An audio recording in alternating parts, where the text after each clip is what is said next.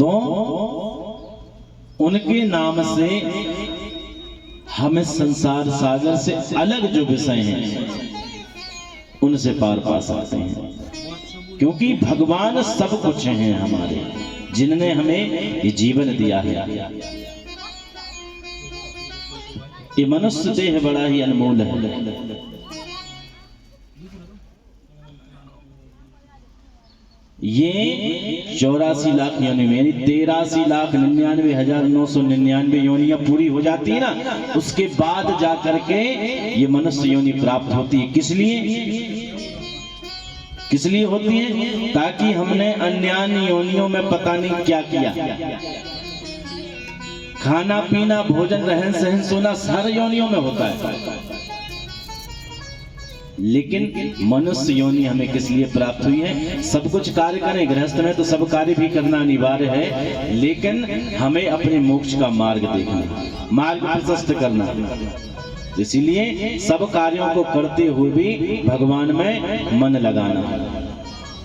अब भगवान में मन कैसे लगाएं? तो आपको रोज बता रहा हूं भगवान में मन कैसे लगेगा। एकदम से आपसे बोला जाए कि आप तपस्या करने या तप करने के लिए बैठिए, तो ये संभव नहीं है। धीरे धीरे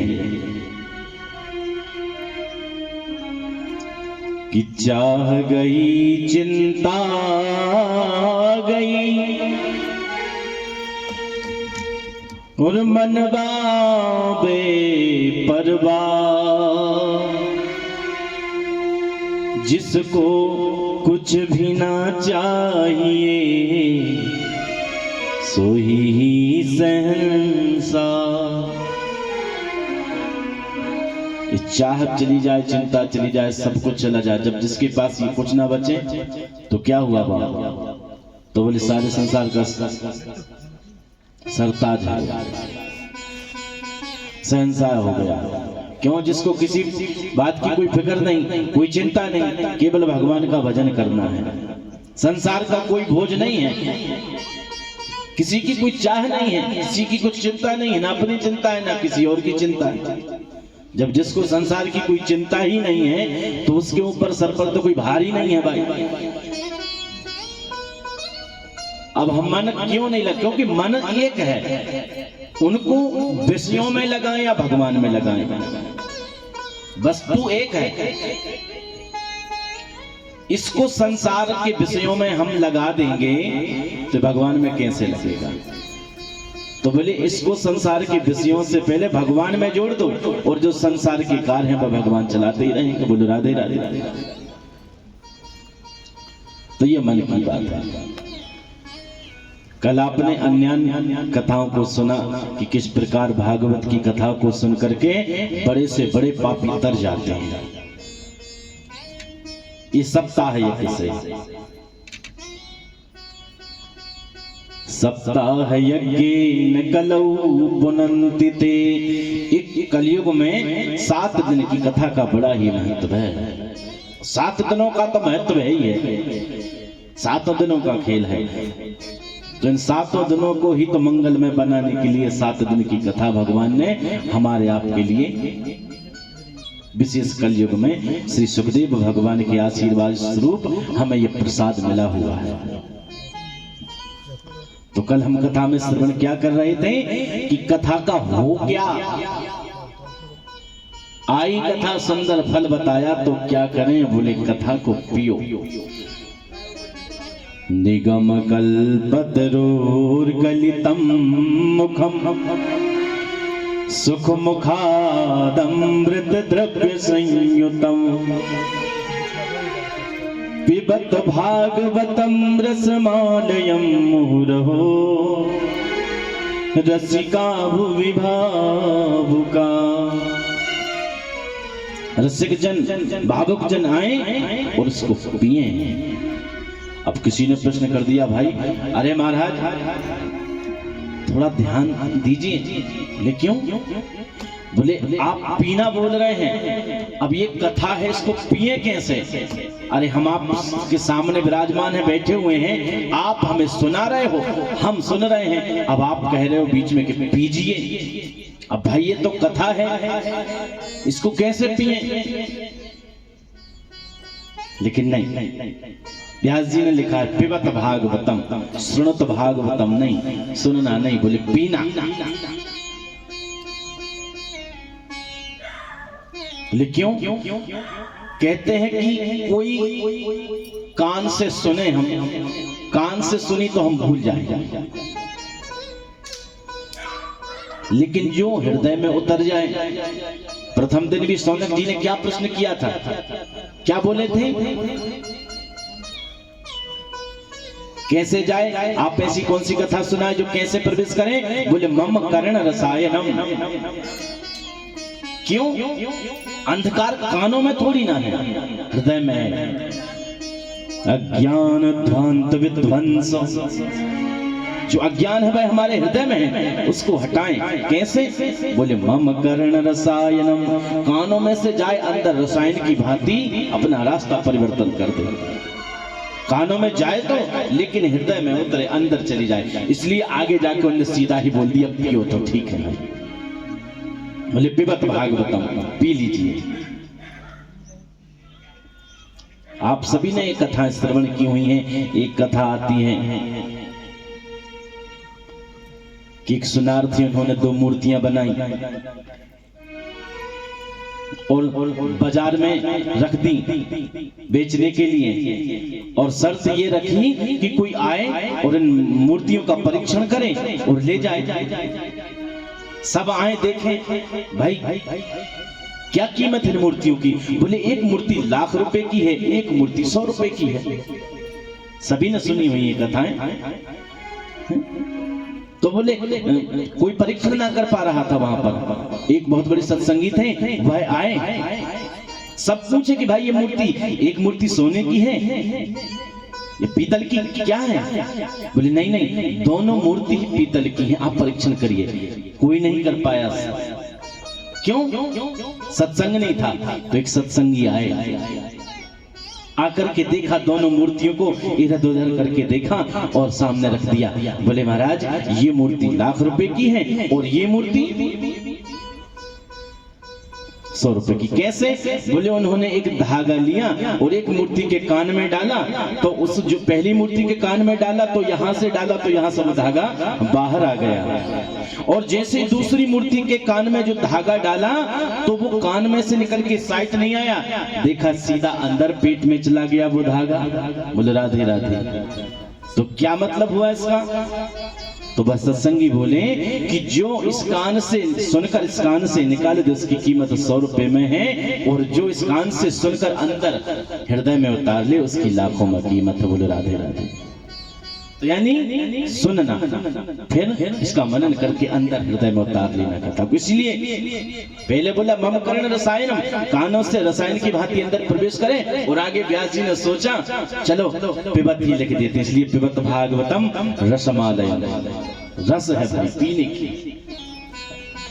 और कोई विद्वान पूछते भी हैं, बोले भागवत में क्या है? बोले रसो वही सहा, केवल मात्र रस ही रस इसमें भरा हुआ है। क्यों? क्योंकि इतने वेदों का, इतने उपनिषदों का, इतने महाभाष्यों का, इतने पुराणों का जो मंथन किया हुआ रस है ना, वह पूरा भागवत में।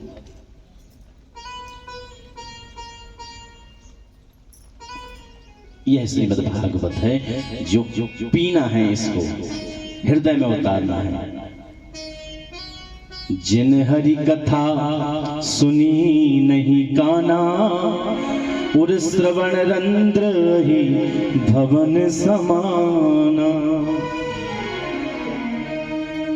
जिसने जीवन में कथा नहीं सुनी तो वह तो सांप के बिल के समान उसके कान हैं। इसलिए कथा श्रवण बहुत जरूरी है हम मनुष्यों के लिए।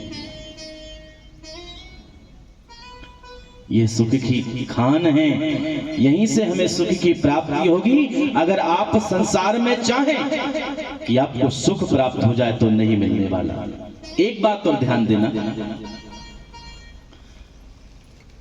कुछ कार्य हमारे धर्म में आते हैं, हम मनुष्य हैं, सनातनी हैं, मंदिर जाना हमारा धर्म है। मंदिर जाकर के आप सोचो कि हमारे जीवन में कभी दुख ना आए, तो ये सोच गलत है। प्रतिदिन स्नान करके भगवान का पूजन करना, भजन करना, इसके बाद भी आपको दुख आए तो आप भगवान को कोसो, बोले हम तो भगवान का भजन करते पर हम पे कष्ट क्यों? नहीं, भजन करना, पूजा पाठ करना, नित्य प्रति आपका जो नियम है वह करना आपका धर्म है।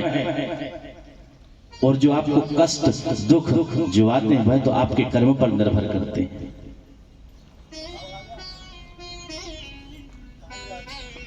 तो इसीलिए आपको अपना कर्म करना है, धर्म करना सनातनी है भाई। मंदिर जाना, पूजा करना, ये हमारा धर्म और कर्म है। इससे दुख और सुख का कोई संबंध नहीं है। ऐसा नहीं है कि भाई संसार में हम प्रश्न करने लग जाते हैं, अरे देखिए महाराज हमारा पड़ोसी जो है ना वो तो कभी मंदिर में एक अगरबत्ती भी नहीं लगाता, देखो लेकिन कभी दुखी नहीं रहता है? अब ये तो उसके अंतर हृदय से पूछो उसको क्या दुख है, क्या कष्ट है। अरे भाई संसार में आप जो भी कर्म कर रहे हैं आपको कहीं ना कहीं से कष्ट मिलेगा ही, लेकिन उन कष्टों को सहते हुए आप भगवान का भजन करो। धीरे धीरे आपको एहसास होगा कि वास्तव में संसार में तो कष्ट है, दुख है, लेकिन वास्तव में भगवान की भक्ति में ही सच्चा सुख है।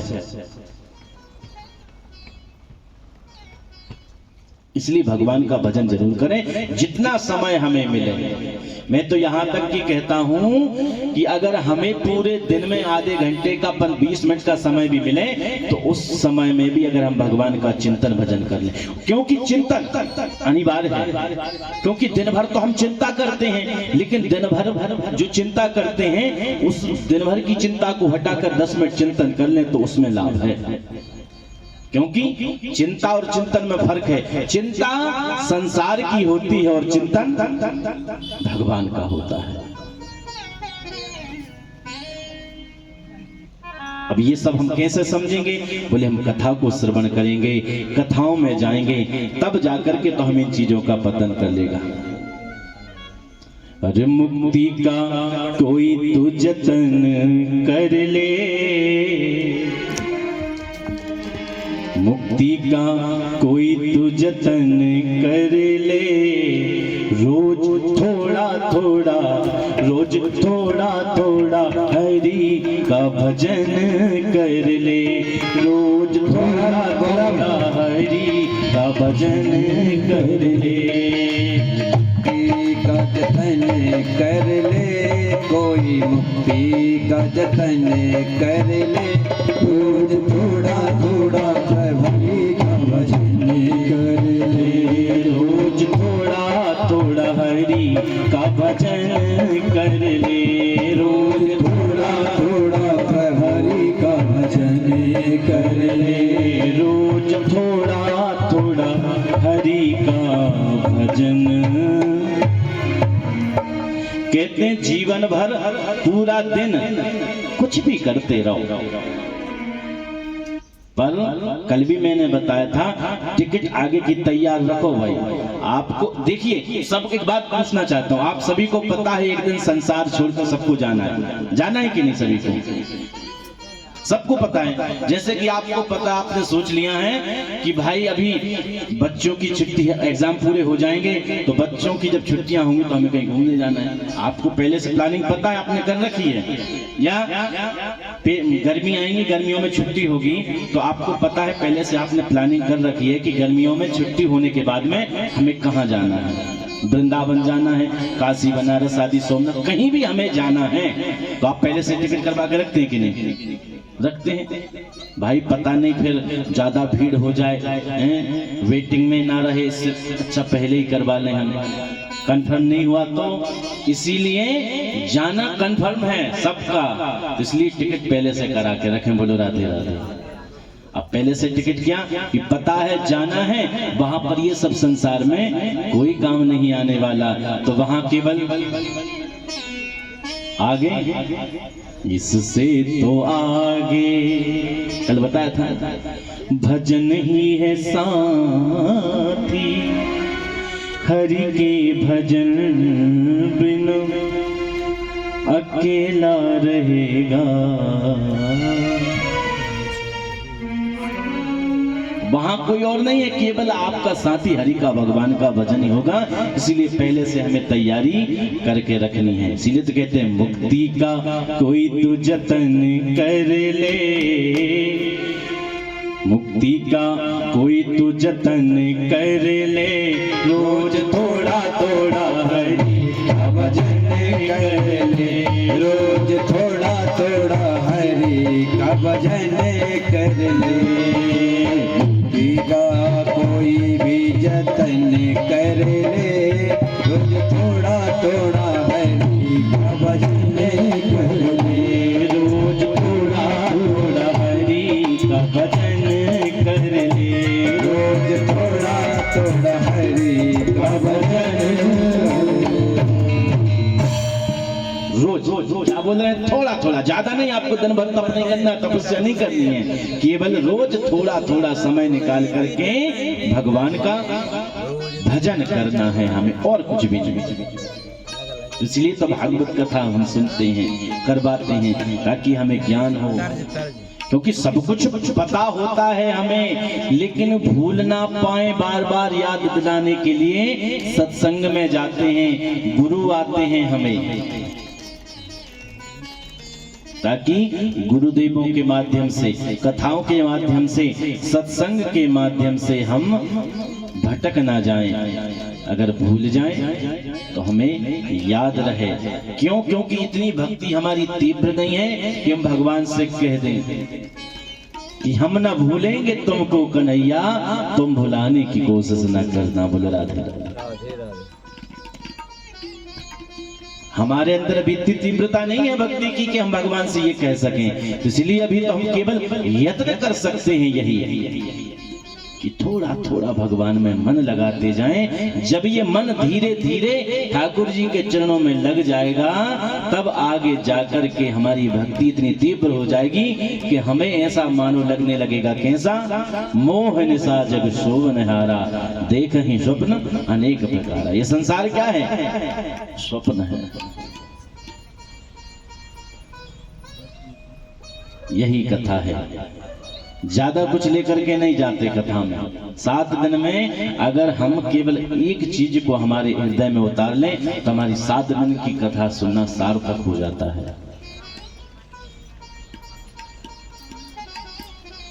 तो इसीलिए कथा को सुन करके उसको हृदय में उतारना ही परम धर्म होता है। अब ये कथा तो आई, वेद के द्वारा कथा को सुना। आगे चर्चा करते हैं श्री सोनकादिक ऋषि श्री सूत जी महाराज से कि भगवान, ये भागवत पुराण बड़ा ही सुंदर अद्भुत महान ग्रंथ है, ये आया कहां से? इतिहास पुराणानि चेतिहासानि जानो, कहते पूर्वकालीन विषय है। जब भगवान